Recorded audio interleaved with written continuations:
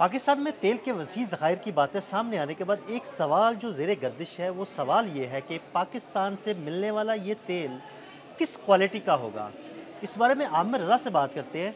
जी आमिर भाई, जो तेल के वसी ज़खायर की बातें सामने आ रही हैं, हमारे नाज़रीन को ये बताइएगा कि ये मिलने वाला तेल किस क्वालिटी का होगा, रिफ़ाइन करने में कितनी सहूलत होगी। देखिए दुनिया में जो क्रूड ऑयल है जो कि ज़मीन और समंदर की तहों में से निकाला जाता है, असल में समंदर से भी जो निकलता है वो होता तो उसकी उसकी सतह से सतह ज़मीन पर अंदर जाकर ड्रिल करके निकाला जाता है। तो ये तेल है तो ज़मीन के अंदर ही, और दुनिया ने इसकी ग्रेडिंग की है और इसकी ग्रेडिंग इस तरह से की है कि कौन सा तेल वज़न में ज़्यादा है।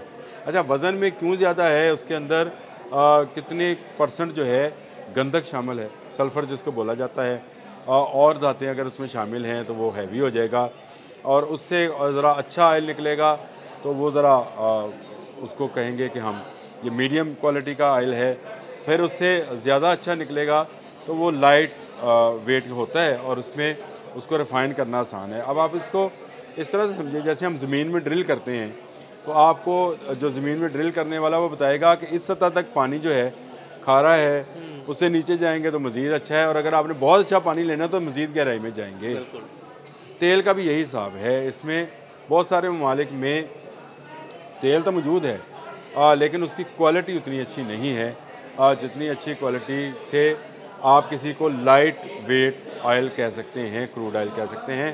मसलन इसकी मिसाल मैं इस तरह से देता हूँ, इसको जब ग्रेडिंग की जाती है तो दो किस्म की ग्रेडिंग की जाती है। कहा जाता है कि ये सौर है और ये स्वीट है। अब आप समझेंगे ये खट्टा और मीठा है, इस तेल को चख ना लीजिएगा, ये खट्टा मीठा हरगिज़ नहीं है। ये सिर्फ टर्मिनोलॉजीज़ हैं जो ऑयल मार्केट में यूज़ की जाती है, कहाँ से कौन सा तेल जो निकल रहा है वो खट्टा है और कौन सा मीठा है। इस वक्त अगर आप खट्टे तेल की, पहले सौर की बात कर लेते हैं जो कि हैवी है, ऑयल निकल रहा है तो वो रशिया से निकल रहा है, और रशिया में से निकलने वाला है उसकी ग्रेविटी ज़्यादा है, वज़न में वो वज़नी है।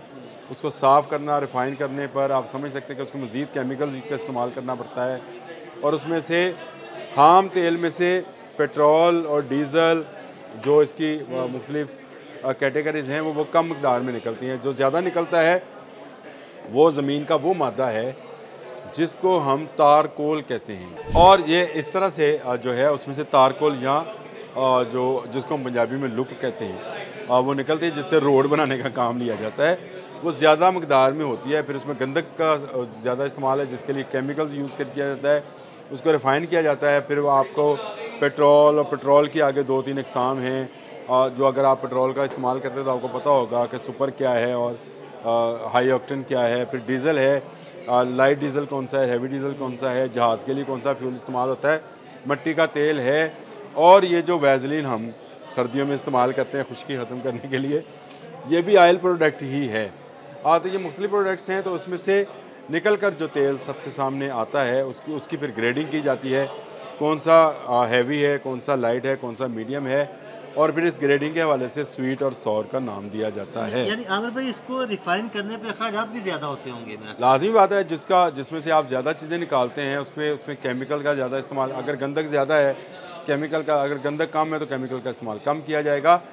रिफ़ाइनरीज़ को भी इसी तरह से डेवलप किया जाता है। भारत में जो रिफ़ाइनरी लगी हैं वो रशियन रिफ़ाइनरीज़ हैं।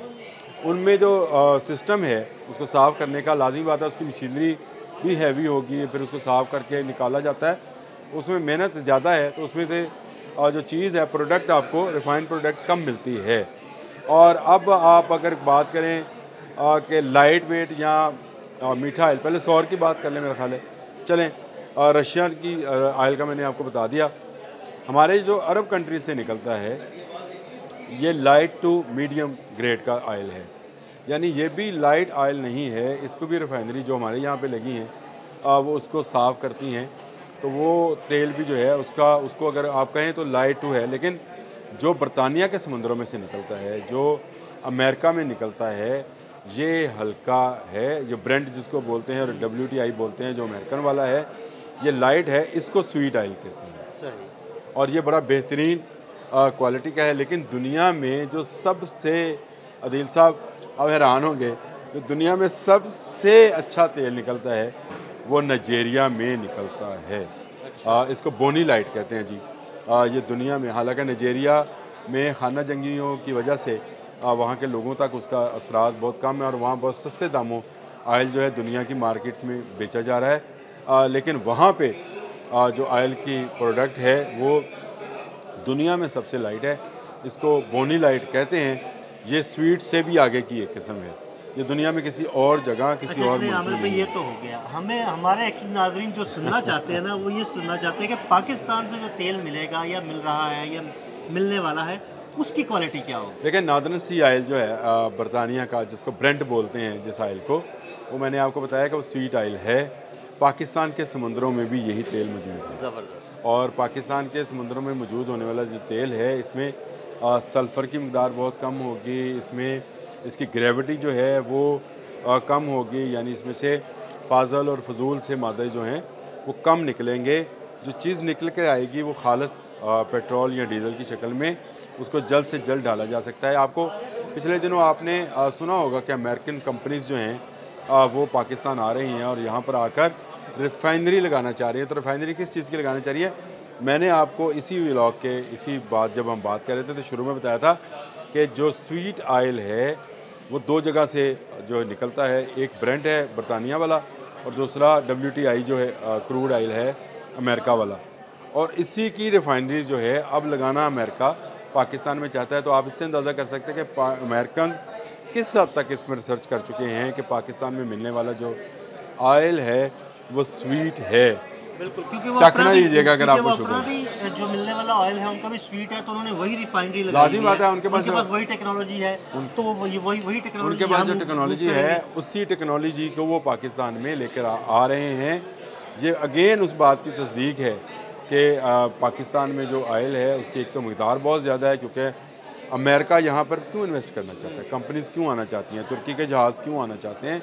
तो ये सारी तस्दीकात हैं जो मैं आपको बार बार दे रहा हूँ कि पाकिस्तान के अंदर जो आयल है जो कि जिसकी मकदार जो है वो कहा जा रहा है कि साढ़े 9 अरब बैरल है, कोई कह रहा है 11 अरब बैरल से ज़्यादा है।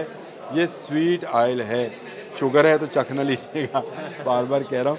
लेकिन स्वीट ये इस वजह से कि ये हल्का है और इसकी कीमत भी आलमी मार्केट में ज़्यादा है और इसको अगर हम निकाल कर रिफ़ाइन कर लेंगे तो हमारे अपने इस्तेमाल के लिए बहुत अच्छा, और फिर हम दुनिया में रिफ़ाइन आयल बेच सकते हैं, जो कि भारत रशिया से लेकर कर रहा है काम, वो हम अपने आयल पर करेंगे। आयल की तजारत करेंगे तो दौलत आएगी और दौलत आने का मतलब ये है कि पाकिस्तान में पर कैपिटा इनकम जो है उसमें इजाफ़ा होगा।